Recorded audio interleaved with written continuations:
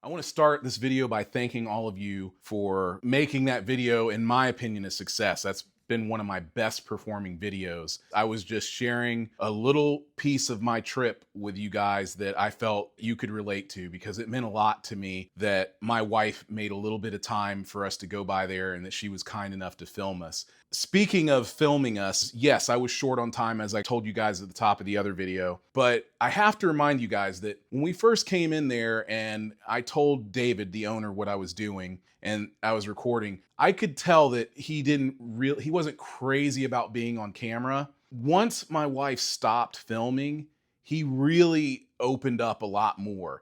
And we had a conversation that I don't think we would have had if it would have been filmed. So I'll just tell you guys some of the things we talked about, because we talked about a lot of stuff. But first, I'm going to answer a question. zumazmusic wrote, at 8:46, it sure sounds like he's playing Duran Duran's New Religion on that JayDee. Was he playing Dissidents before that? The other guy who was there, his name was Andy. That was the guy who was playing. Some people were asking questions about what he was playing on the bass. He was playing Dissidents. He was in the video, didn't have his consent. So I cut that part of it out. And he just played it for just a few seconds, but I knew what he was playing. Hey, I like that you were playing Thomas Dolby there. You knew that? Yes. You knew that was Dissidents. Fantastic. Yeah. The other song that he was playing, people were asking about in the background, he's playing New Religion, which is a fretless bass tune by Duran Duran off of Rio. You guys heard him playing Screen Kiss. So moving on, we talked about all kinds of stuff. It was really like a barber shop in there, but just the three of us. At one point, a fourth person came in, but he wasn't there for very long. So it was mainly the three of us. And we were having this conversation that really makes me lament the loss of so many music stores here in Atlanta, because that used to be the place where I would go to seek refuge. Like if I was having a crummy day, or even when I was very, very active and I was doing all this stuff, I always enjoyed going into music stores because you never know who you're going to meet. I love talking about music with people. I love listening and hearing other people in the music store playing who can play, walking up to them and telling them I know what they're playing, regardless of the genre of music, and seeing the surprise and the joy in their faces. AlexOnBass wrote, seeing this made me miss Atlanta Bass Gallery. That place was magical. And Music Maestro 88 wrote, you would have loved Atlanta Bass Gallery before they closed. Jim Rubio really ran a great shop.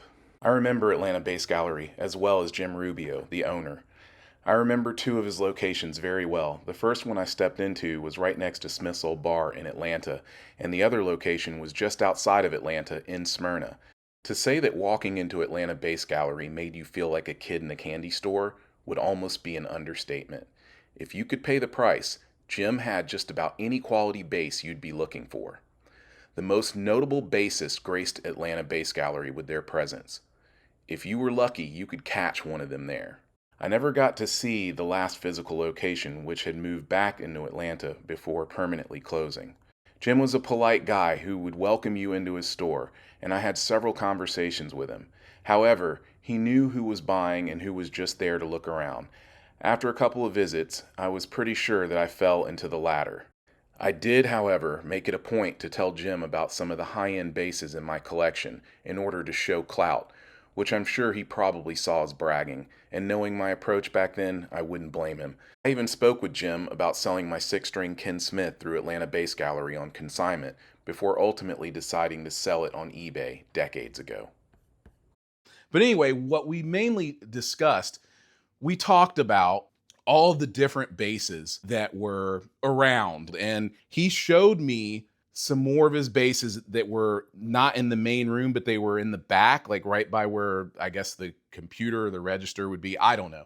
But there were more basses in the back, and I did film them, but I messed up and I only got a little bit of that footage because I thought I was recording and I wasn't. This has happened to all of us, but I thought I was recording and I didn't get all of it, but I'll show you. I did add some of that footage here. I will put it in this video, and I'll put clips from the other video as well. Andy, the other guy who was in there, he was looking for a JayDee, and it just so happened that this guy had one JayDee there. TenFalconsMusic wrote, I've seen little kids playing with $5,000 instruments at Guitar Center, so it's good to see the Parisians are more cautious with people's future instruments.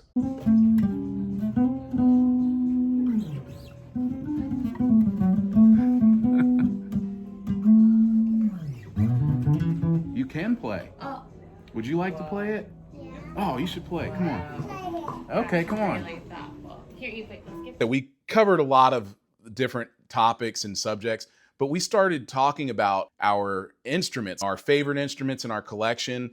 And David really opened up, and he told me he was a left-handed musician, left-handed bassist, and he had a collection of over 150 left-handed basses. I hope he doesn't mind me saying that. He was showing them to me on his phone. And then of course I started showing him some of my instruments, which you've all seen here on this channel, but I started showing him my stuff. And then Andy asked David, what is your favorite instrument to play?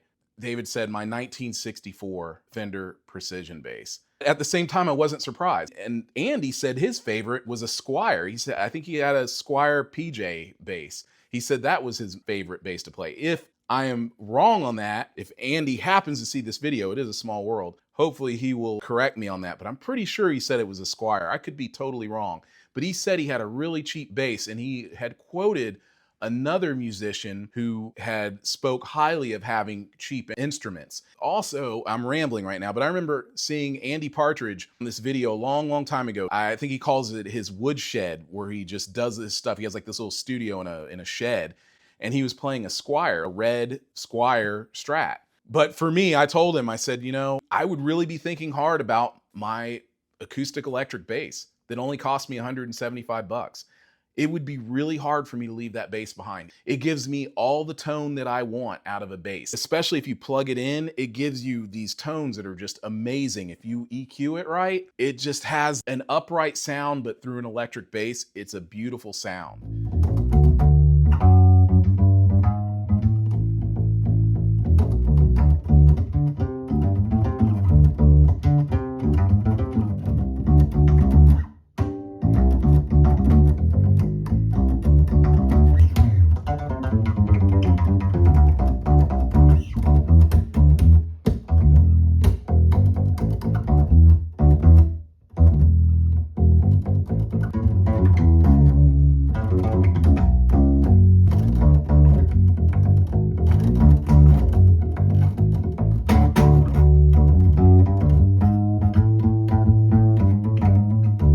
But because of everything I've been through with it, it would be the Padula that I would grab.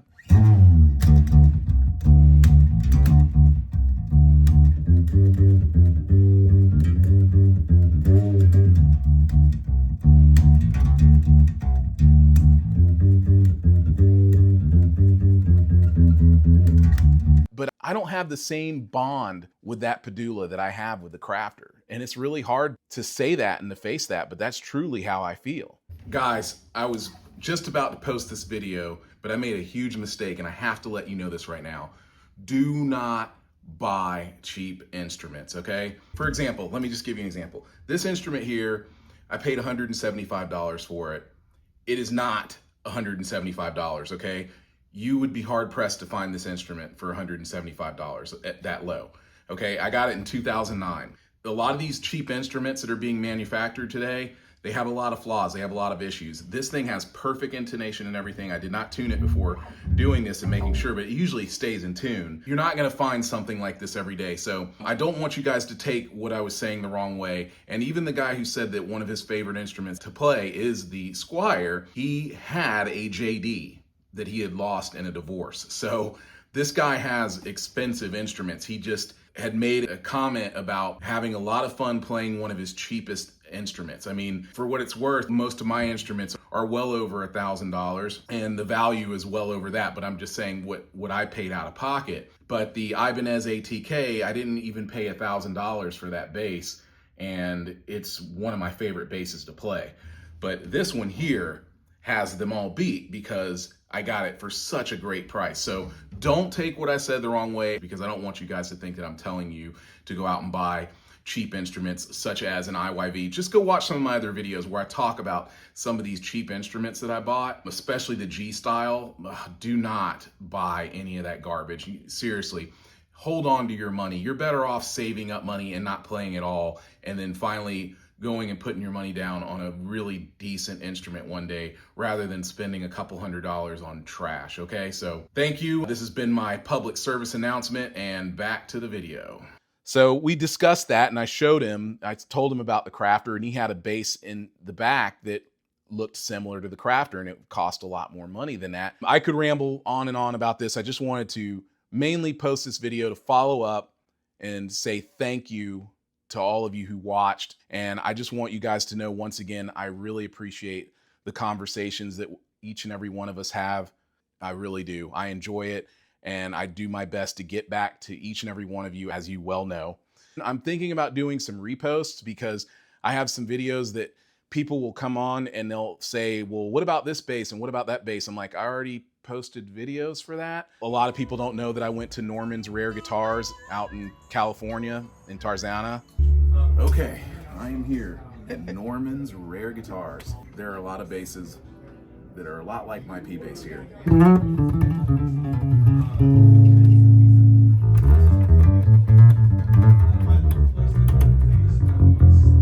Okay, this thing plays great. Met him and had a really good experience there. That video was a really long video, so I broke it into 4 parts, and I'm thinking about reposting that. I was gonna wait a little bit longer to repost it, but I might just go on and repost that. So if you guys want to see that, please let me know. I'm going to leave you guys with this question. You don't have to be a gas person. You could be that guy who has the one instrument. If you are that person, that guy or gal, I envy you, because I really truly believe that it's the people who have that one instrument that bond with it the most. And I think those are some of the luckiest people. Nothing against people who have multiple instruments. I have multiple instruments. I don't think there's anything wrong with it. And I don't think there's anything wrong with having more than one bass. But sometimes I think it's fun to say, hey, what is that one thing for me? What are your desert island things? But in this case, I'm asking you, what is that one instrument for you? Even if you have multiple instruments, what is the one that you would take? Please, I want to know. I would love to have this discussion. I don't care if it's cheap. I don't care if it's $10,000. Let me know in the comments below, and I'll have another video out to you soon. A few of you have made comments about Sandberg and asked where you can find their instruments in Atlanta. The answer is Atlanta Discount Music. Most of my bass gear was actually purchased from Atlanta Discount Music, and as far as I'm concerned, you won't find a better variety of quality instruments anywhere else in Atlanta.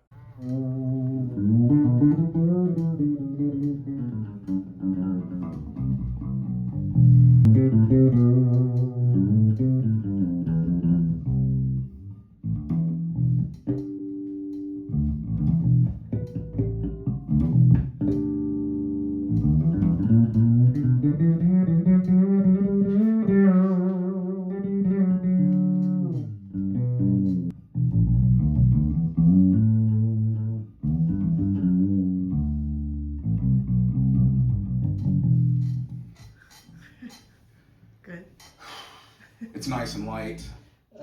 And in this company? Yeah, thank you for letting me play this.